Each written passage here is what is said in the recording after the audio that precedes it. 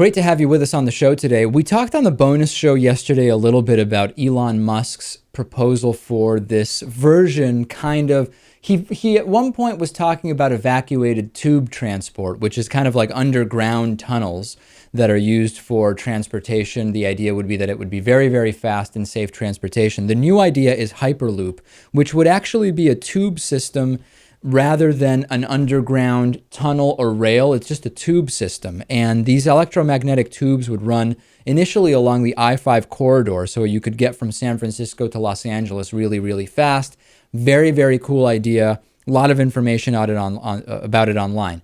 I don't want to go through the details of it because it's kind of been covered a lot, but what I want to talk about is something else, which is we have to be ready for big oil to lobby hard against Hyperloop. And I've given an example for a while now, which is about when we talk about why don't we have faster trains in the US. And a perfect example is when I fly down from our current, at least for the next couple of weeks, headquarters for the David Pakman show in Massachusetts to DC.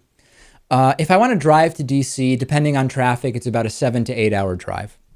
If I want to take the train, it's also about a 7.5 hour, somewhere between 7 and 8 hour train ride. If I want to fly, it's a 50-minute flight, roughly 50 to 60-minute flight, but I've got to drive 40 minutes to the airport. I've got to be there an hour before. Now I'm at an hour and 40 minutes. Then I've got the 50-minute flight. So now I'm at, 3 hours total, and then I've got to get out of the airport, so on and so forth.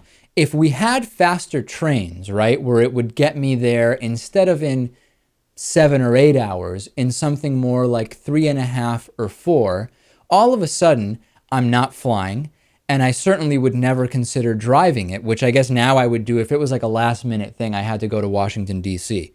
The airplane, the airline lobby, and the automobile lobby both have strong interests in lobbying against faster train travel.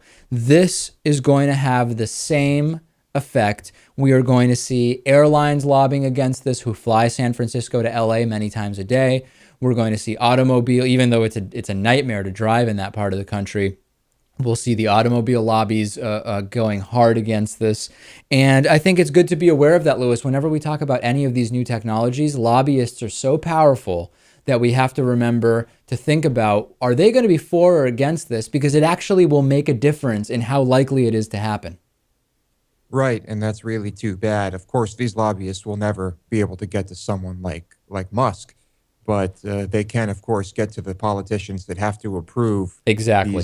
these rails. So we'll see. You're not going to buy Elon Musk, presumably, but you are going to be able to buy politicians who will stand in the way of getting the approval, permits, and everything else that would be necessary for this.